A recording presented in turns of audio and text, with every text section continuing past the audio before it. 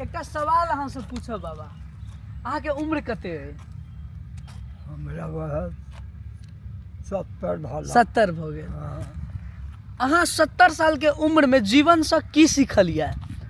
किछु नहीं सीखल, कमैली खैली भ अखन किछु अफसोसो होइया कि जीवन में और किछु करितौं, कतौ घूमय ले जैतौं? जरूरी की होइया अफसोस?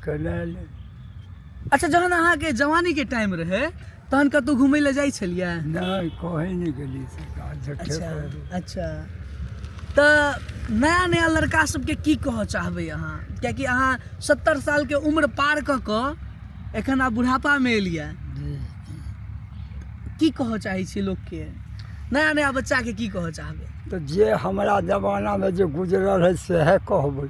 बिल्कुल, आँय? आब तो नया नया चीज देखै छियै। जी, आब तो दोसर जमाना भ गेलिए सरकार। अच्छा, कोनो बात के लऽ कऽ अफसोसो अइ जे जीवन में ई काज नहीं केलौं या ई शौक पूरा नहीं भेल? देखियो, ई सवाल अहाँ से सब नहीं पूछत, हम पूछि रहल छी, तैं अहाँ हमरा कहि सकै छी। जी, किछु अफसोस अइ?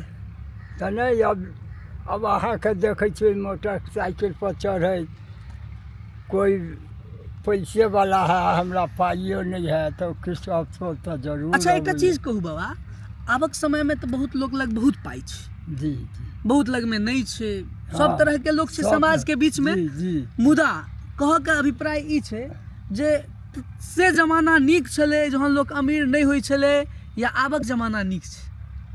कियाकि आब इहो चीज अहाँ के देखऽ पड़त जे आबक जमाना में लोग के चिंतो बहुत बेसी रहै छै, सुकून नहीं जीबै छै।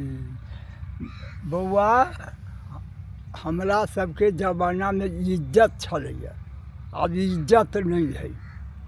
स्पष्ट बात छै। हाँ, हमरा जमाना में, हम सब जमाना में बेटी पुतोहु एक रत्ती नहीं अल्टर जाए देखै छलिए। सास जे चौरी में जाइ छलिए तऽ दुबगल अबै छलिए, मुहरी पर सब बोझा लाइ छलिए, टोकरी घास के लऽ जाइ छलिए।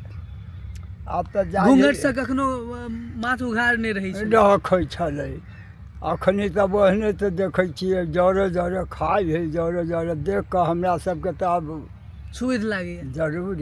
हमर बाबा कहै छलखिन एकटा बड़ी सुंदर बात, जीवब तऽ की नहीं देखब। जी जी, सएह समय छै ने?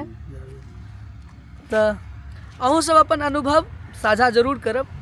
नया जनरेशन के पुराना जनरेशन से कनेक्ट भेनाइ बहुत जरूरी छै। धन्यवाद अहाँके।